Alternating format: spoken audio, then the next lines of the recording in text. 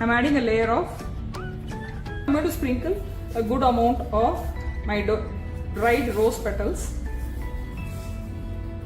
I'm going to add a nice layer of rose.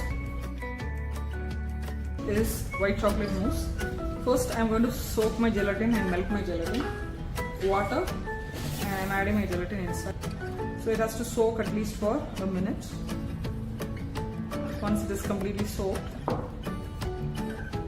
So now I'm going to melt the gelatin. So my gelatin is completely melted. So add the chocolate inside and dissolve. Melt your chocolate.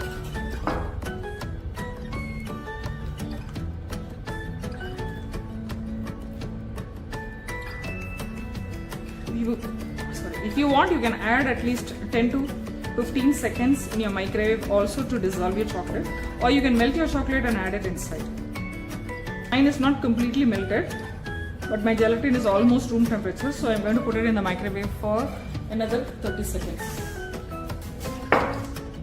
So I've placed 30 seconds inside the microwave, and you can see my chocolate is completely melted.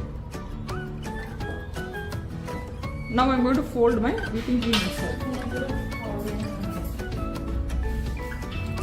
Fold your whipping cream evenly.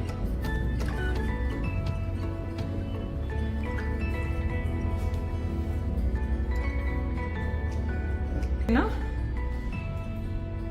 I'm adding a layer of mousse inside. Now I'm going to sprinkle a good amount of my dried rose petals.